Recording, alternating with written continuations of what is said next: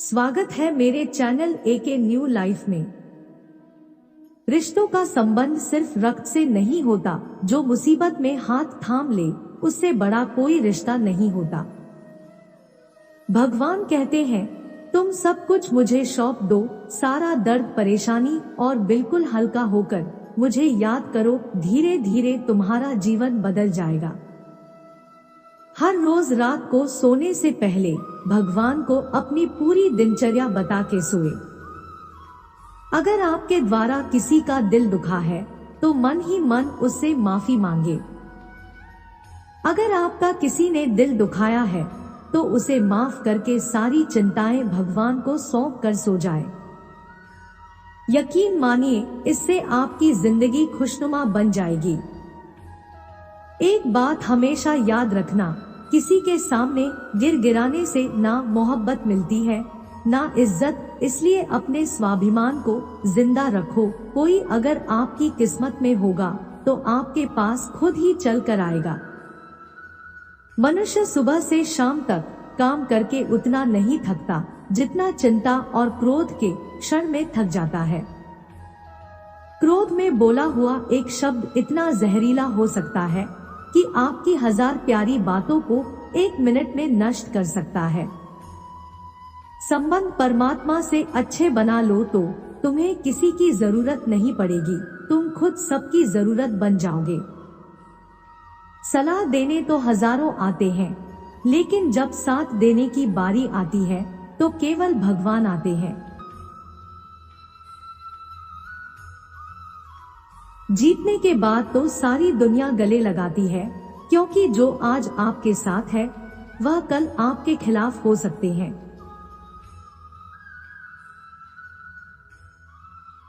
जीवन में इस समय चाहे जैसा हो, परिवार के साथ रहो तो सुख बढ़ जाता है, दुख हो तो बढ़ जाता है।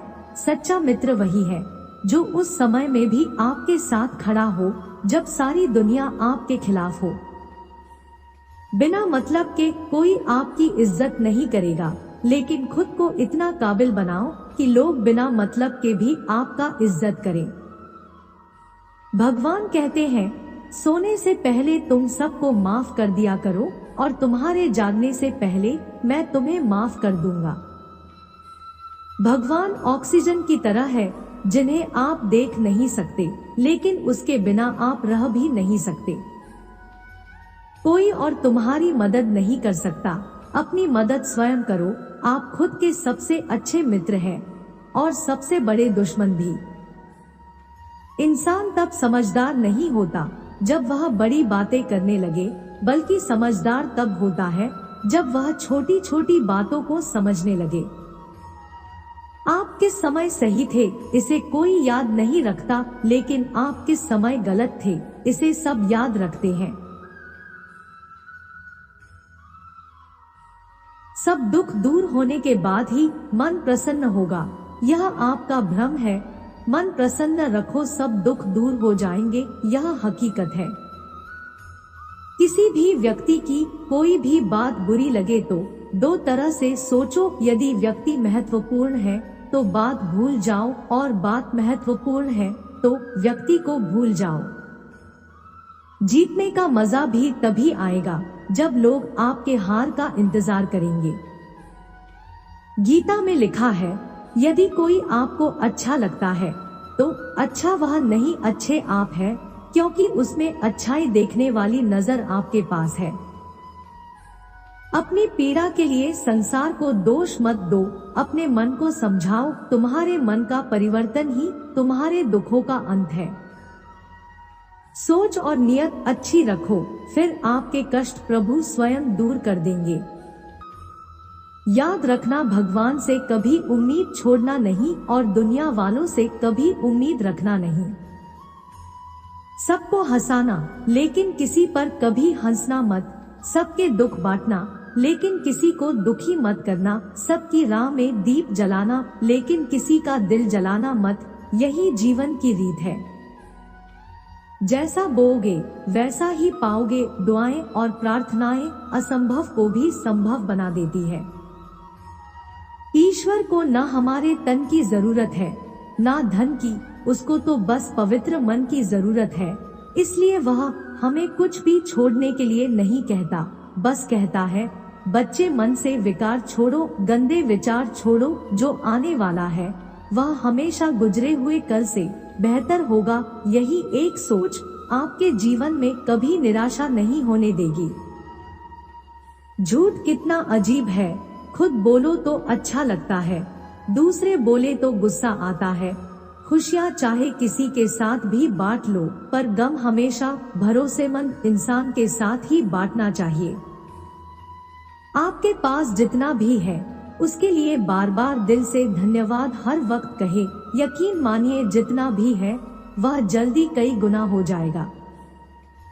प्रार्थना और ध्यान इंसान के लिए बहुत जरूरी है, क्योंकि प्रार्थना में भगवान आपकी बात सुनते हैं और ध्यान में आप भगवान की बात सुनते हैं। सुख दुख एक सिक्के के दो पहलू है, जहाँ सुख होगा वहाँ दुख भी होगा, जहाँ दुख होगा वहाँ सुख भी होगा। इसलिए सुख दुख के बारे में बिना सोचे निरंतर अपने लक्ष्य को प्राप्त करने के लिए प्रयास करते रहना चाहिए।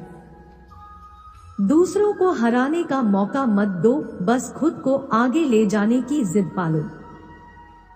कभी हार ना मानने की आदत ही एक दिन जीतने की आदत बन जाती है।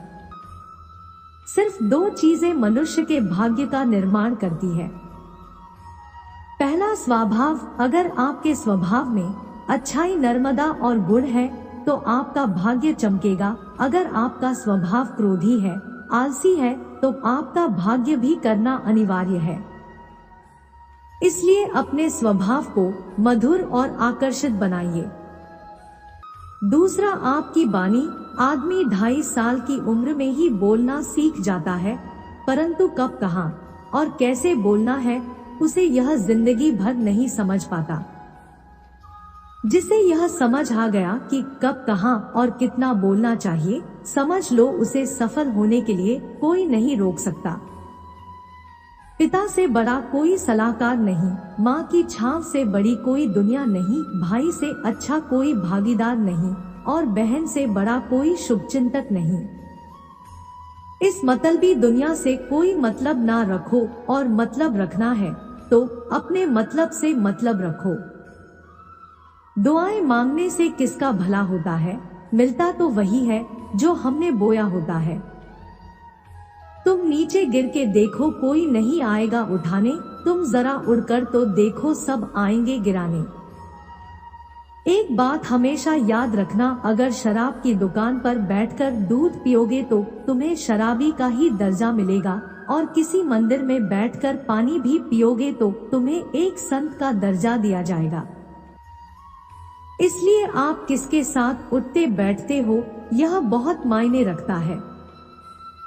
बस वीडियो यहीं पर समाप्त होता है।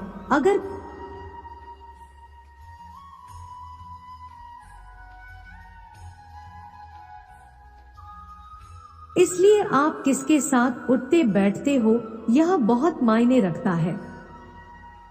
अगर कोई आपको नीचा दिखाना चाहता है तो इसका मतलब है कि आप उससे पहले से ही ऊपर हो। जिंदगी जीने के लिए मिली है, इससे लोग क्या सोचेंगे यह सोचने में जीवन बर्बाद मत करो। श्री कृष्ण से कितना कुछ छोड़ा, पहले माँ छूटी, फिर पिता छूटे, फिर जो नंद किशोर मिले वह भी छूटे, संग साथी छूटे, राधा भी छूटी, गोकुल छूटा, फिर मथुरा छूटा। श्री कृष्ण से जीवन भर कुछ ना कुछ छूटता ही रहा।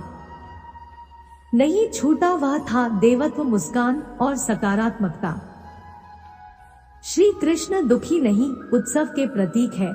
सब कुछ छूटने पर भी कैसे खुश रहा जा सकता है यह श्री कृष्ण से अच्छा कोई नहीं सिखा सकता। इसलिए हमेशा खुश रहे, सदा मुस्कुराते रहे। किसी के बुरे वक्त में उसका हाथ पकड़ो, सहारा दो, उसे हिम्मत दो, क्योंकि बुरा वक्त थोड़े समय में चला जाएगा लेकिन वह आपको दुआ जिंदगी भर देता रहेगा। अगर वीडियो अच्छी लगी हो तो वीडियो को लाइक और कमेंट में जय श्री राम जरूर लिखें। धन्यवाद। जय श्री कृष्णा। राधे राधे।